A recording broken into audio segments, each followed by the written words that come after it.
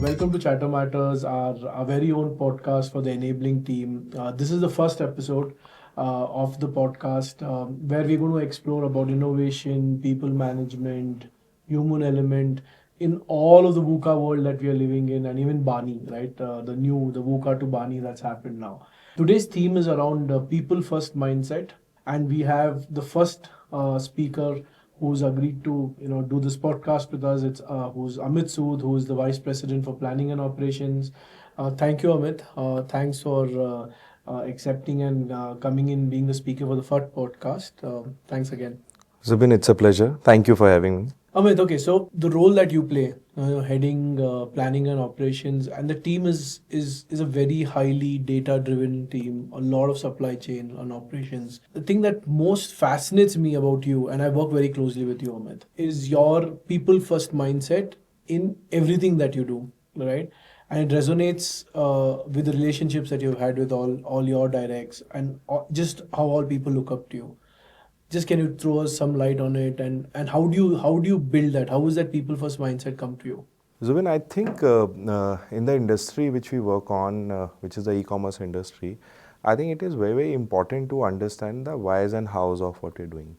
So when we actually connect with the people, it is not only about the data or it's about a task which you wanted to do or a certain target which you are chasing. It's more about making people understand not only about the target but why we are doing it actually. So when people thoroughly understand, they try to put themselves in our shoes to the extent which they can do, they actually start relating with the target and the aspiration which we are trying to do. They understand that the role of a planning and operation is not about just putting a data or putting a plan and making it happen, but it is about customer delight also. So when you start serving a customer, the kind of joy that brings to your heart, probably the goal becomes very, very different. So I think that's the first thing probably we try to instill in our people. So whenever somebody comes on board, we make them comfortable with our world. So as you rightly called out, our world is a VUCA world. Now we are moving on to Bani also. So I would say from in this VUCA world, you say the planning is very dynamic because things are changing, people preference are changing. There are a lot of festivals, there are a lot of events. I think people would want to pick up multiple things, they want to explore their options. So I think planning has become very, very dynamic, and then since we have to enable business, we have to have that kind of mindset which people can actually take it forward to implement the change which they want to do. Say in that case, the way business moves probably every week, every month with every festival, planning team also moves with it, and that has become the norm for us. So that has become, I would say, the go-to factor for us that makes a change. Similarly, when we plan for it, the people who come in operations and a lot of planning part is also making things happen for the business teams. I think the operational excellence is what we want to achieve because we believe execution is the next best thing to make a strategy happen. Yeah. So you can think of a strategy, but unless you execute it well, you will not be able to achieve the desired goal. So that is what we tell our people, that execution on ground or making things happen in supply chain or buying or planning activities, it is not just about a building up of things. It's about you are the one who is actually living the vision of the strategy which the leadership have thought, and I think that inspires them and that actually connects them with the goal. It's interesting that you talk about execution, operation excellence, Amit, and this is very, very key, and it leads to the next question that I had, right? As a planning team, we are highly dependent on matrices, performance, hard-coded KPIs, which is the way of life. Because, like you said, operation excellence is a key, and for operation excellence, you need all these hard-coded numbers, KPIs, matrices, right? How do you use, because the numbers, you have all the numbers, you have hard-coded matrices and KPIs, how do you use these systems to actually develop your people rather than using it as a stick approach, right? Because it can quite be always be looked at that this, the numbers are always there, right, hitting you, and it could be a very stick approach. But how have we used to actually develop people with these kind of performance matrices? That's a very good question, Zubin, because people a lot of time confuse between governing and actually supporting, and that's what the name of the function also signifies. We are an enabling function. We are not a governing function. Yeah. So our job is to ensure that business runs smoothly, all efficiencies are in place, and at the same time we achieve the goal of customer delight. That's what we said, and that's what business folks are trying to do. So what we do in this case is we use data to actually illuminate us, to give us some direction, and we use it as a torchlight, not as a hammer. So the data is there to help us because it just tells us the story of what has happened. Now people in planning function work with business function and try to interpret data in a way which can be best used for the future growth purposes. So you can pick up an example. If let's say festive trend, let's say you would have seen last year Diwali was with the X dates. People would have picked up some of the things which has happened in last festive. There are some things which has gone wrong, some things which could have done better. There's some things which we probably would have done better in last URS. There are some things which would have done Rakhi. So all those learnings of festival, of the event is what we have taken it up. And with the help of data, we said that this can be improved. And we have tried to put it in this BFF, I think. And then the results are there for us to see in our festive numbers, which we are seeing. Yeah, that's interesting. And I like what you said about use it as a torchlight and not as an hammer. I think it's a very important perspective. And that truly resonates with us, right? Also leading the HR function, I think that truly resonates. Let's dig a little deeper, right? And I'm getting and nuancing it to the industry that we are in, right? We are in e-commerce, fast-paced, very fast-paced, complex, and now we are pivoting to quick commerce. And you also lead the MNow from a planning standpoint. You had MNow business, our quick commerce business. How do you think the expectations are changing, if any, between a e-commerce and a quick commerce? And what's your perspective on that? The way I see it is, see, the basics of a fashion industry planning remain same. It's the way you react to a certain things. The way we have made some transition from an offline industry to an e-commerce industry, I think the time has come when we have started thinking of quick commerce industry and probably an extension to the e-commerce industry. When we try to hire people, especially for a quick commerce role, we try to see the mindset first. I think other than the functional thing is the kind of, I would say, if they can handle ambiguity, because it's very changing, I would say very fast changing worlds. E-commerce in itself was evolving to the next level. Now quick commerce is, you can say, the everyday hustle. People are trying to buy something which can suit to the daily needs. So I think you would want to hire someone who can put themselves in customer shoes and treat changing environment not as ambiguity but as a necessity from that point of view. Hence, if they can understand the ambiguity, which is a necessary thing in this case, they would start having the ownership. The second thing which we look into people is the ownership of the business. We don't look them as a planner. We look them as a business owner because they have to at the end of the day, they have to deliver a product to a customer to their liking. When they start thinking as a business owner, they start actually owning the buying piece also. They start owning the operations piece also. How will the delivery happen? How will the buying happen? How will the sourcing happen? So I think we try to take people who are high on ownership so that when we train them, when they actually land in Myntra, they will be very open to this thinking, this thought process, and then we can train them functionally, because in my view, training someone functionally is not a difficult task, but developing an attitude, developing a thought process and approach towards any problem solving is the first thing. So once we see that somebody has an open mindset, they can handle ambiguity, they are, I would say, high on ownership. The last thing, which is one of the most important things, is what kind of resilience they have.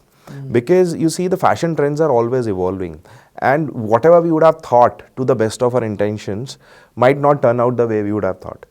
Now, how resilient are you to learn from the data, to learn from the situation and do your best so that you can actually keep on running the show to the best of your ability.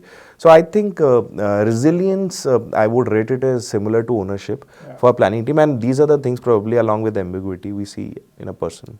If I understand right, Amit, you're talking about being comfortable with ambiguity, high sense of ownership, behaving like a business owner, and most important, mindset. Irrespective of whether you're in e-commerce or quick commerce, doesn't matter. These skills will get you, and we can train on functional. Right, absolutely correct. That's a very good point that you said. And that gets me to your next question. And I work with you very closely, right? And particularly during time of hiring, there's great talent out there. But we have seen one challenge that we face is most of the people want to pivot most of the talent that's available today is on the offline world, and they want to pivot from offline and want to get to e-commerce slash quick commerce world. What is your piece of advice to them? Because we have seen great talent coming from there doing well. We are also seeing great talent coming from offline and not getting or not settling well in such a high paced ambiguity world. What would your advice be to such talent who want to pivot to e-commerce quick commerce industry? Well, I would suggest to all budding professionals, basics remain same wherever you work, whichever you industry you work from, because your customer remains same. Be it offline, be it online, e-commerce, quick commerce, you are trying to serve the same customer. There are different mediums to serve the customer, and I think that's why, along with the functional understanding which you can learn anywhere, you need to be very open with the ideas or with the innovation which you have. You need to be very flexible with the ways you are working. Something which has worked for offline industry might not work for e-commerce industry. Similarly, something which works for e-commerce industry might not work for a quick commerce industry. So I think over the period of time, we should always explore new ways of working, how customers are evolving, how new generations are responding to the evolving fashion trends. And if you have that set of mindset, probably what will happen is you will keep on getting opportunities. You work with different sort of organization which have different mindset. And if you are open, you are absorbing, you are high on resilience, probably, and you are quick to change, you are open to learn, you can actually learn everything. So it's all, at the end of the day, it's about the attitude. As I said, functional understanding, they can learn in offline, e-commerce, anywhere. And if they have the right attitude and the right mindset, I would say they can be trained, they can be made leaders, future leaders, and they can do wonders. That's good, Amit. What is your authentic leadership and what is your secret sauce for team building? Like first, if I have to define your leadership, what's your authentic self, and what is your secret sauce of team building? Because team building is very different for different people. I understand. What is it for you? I think to me, the most important thing which I try to drive is a consistent culture, which comes from the kind of bonding you have within the team members, the trust, the transparency you develop among the team.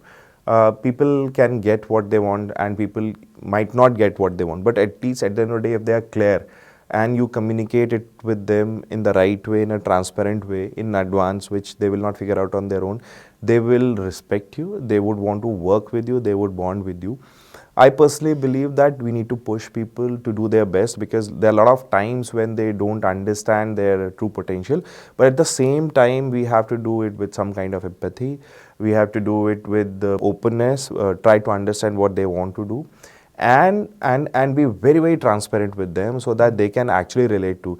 As I said, Gen Zs are coming in, millennials are working in our team, there are different genders working, there are different backgrounds which are coming, people from across the country are coming in.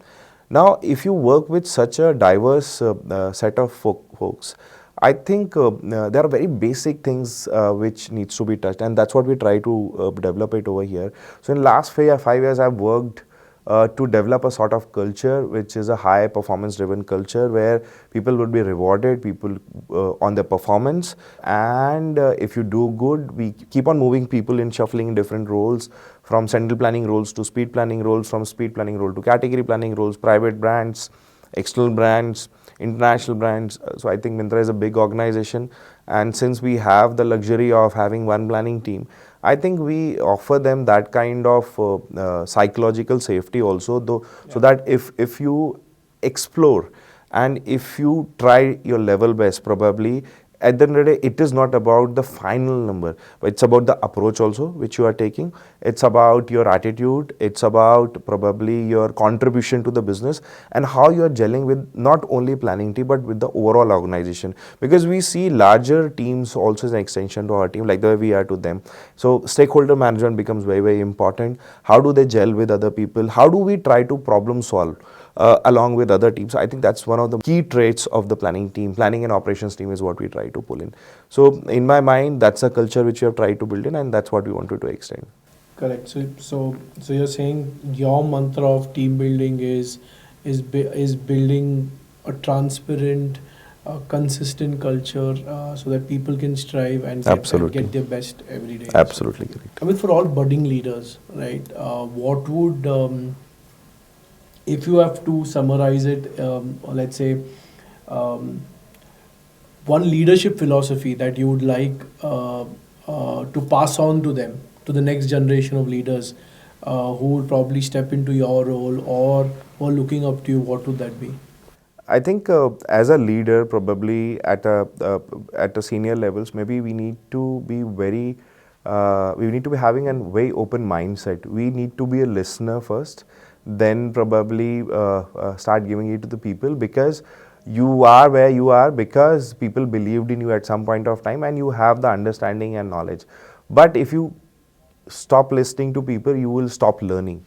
So I think as a leader, we should always remember that we have to learn not only from the customer, but from our teams also. There are Gen Zs, and probably the next generation would be coming up in some of the years. So my advice to people is to continue listening as you have done at the start of your career.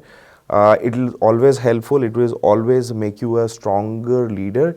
It will always make you a compassionate leader, I would say, so that you will be able to relate people feeling with the performance which you wanted to actually work for them. So I would say with you have to maximize your performance with maximizing people's intentions also. So listening helps you a lot from that point of view. Thanks, Amit. I think very insightful, right? You've covered, we started off from the people first approach, your mantra of team building. How do you develop people against the stick approach? What is the culture that you want to build, team building, and so on and so forth. As we wrap, right? Of course, we have not come to the end. We will still do the rapid fire. We cannot let you go of that. But as we end, what would be your single piece of advice to leaders or anyone who want to develop this habit of people first mindset, right? What would that be? So to me, I think single most important thing. I think we in our world. Before I actually get to the trade which I believe in, I think we get a lot of suggestions, directions from all the direction to make the numbers happen, and genuinely everybody try their level best to make things happen. It is about the level of understanding and probably knowing when to actually react in certain circumstances. So to me, I think if we have to maximize the effort of the people and achieve the goal which we want them to achieve, I think the one most important thing which I personally believe is to empathize with them. Put yourself in their shoes also sometimes, and try to work with them not only from, I would say, a technical or functional point of view, but try to understand their challenges, their behaviors, why do they react in such a way, and what are their aspirations, how can you actually fulfill them, so that they start connecting and bonding with you from that point of view. So to me, it's a give and take process. Once you empathize, and it's very, very different from sympathize actually, and I'm sure everybody is aware. Once you start empathizing with people, you understand their situation, and then you customize your leadership style to the requirement of that particular situation or that particular team member, then they start responding to in that way. So I would put it like that. Yeah, and I have to just extend that, and knowing you personally so well, I would say with you it is empathy with action, and you're a true compassionate leader, right? Compassion comes with empathy and action. I think I've seen that leadership with you that you truly demonstrate every day, Amit. So thank you for all of that. Thanks, Jubin. Right. So we've come to the end. A quick rapid fire. We can't let you off Sure. without a rapid fire, right? And that's when you end, rapid fire, you don't think, right? You just Of like, course. right, you quickly wrap it out. Favorite e-commerce trend right now, e-commerce/quick commerce trend right now. I think the only first thing which comes to my mind is customization. So in e-commerce or quick commerce, if you see wherever you pick it up, we cannot actually offer, I would say, an endless aisle sort of thing. To me, it's the customization and catering to the specific customer to a specific geography. So somebody who's in north might not like the flavors of south, or maybe sometimes they would want to actually go with a different. For example, somebody north would want to celebrate Durga Puja. Now, probably how many customers in that particular region are actually having that kind of flavor? So you can actually put certain, I would say, merchandise in that particular region to what people need. That customization along with artificial intelligence and automation, I think is the trend which we are Is it picking it up. hyper-personalization? Well, we'll move into that direction where hyper personalization will happen. We would want to experiment that, but first, I think in an e-commerce industry, we have offered people everything which is possible on board. I think we wanted to move into localization to a certain extent. I think that's what we see, and then definitely with advent of quick commerce, and we want to be the leader in the quick commerce industry as well. So with the M now, we will move into the hyper personalization also that we'll do. One tool you cannot live without for planning. You or your team cannot live without. Well, there are multiple tools, but first thing I'm sure every planner will repeat, I relate it to is an Excel sheet. We cannot live without a spreadsheet. This is the bread and butter. I would say like that. Best piece of advice you have ever received? I think a very common advice, I'm sure all of us would have heard about it. It's do your best to in whatever you do, but actually work in such a way so that you always ensure that you hit the escape velocity, so you go to the next level. Is that advice given to you by your wife? Because she's also an HR leader. Well, she gives me multiple advices, and all of them are right actually. So it's HR is always difficult. right. I truly believe that HR is always right, especially when it's your wife. So in that case, I cannot pick up one advice. There are multiple of them. If you weren't in planning and ops, what would you be doing today? I would be doing a business. I like the hustle and bustle. As you see, planning and ops. So I like to be in thick of things and trying to solve problems with people.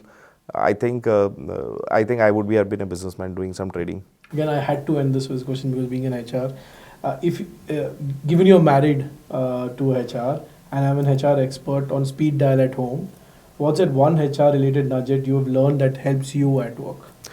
I think it's the people part.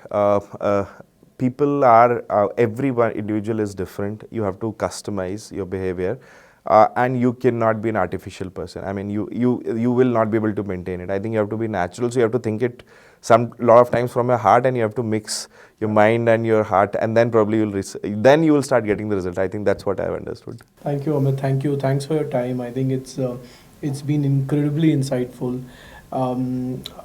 It is truly what you are. You are authentic. You have compassionate leadership.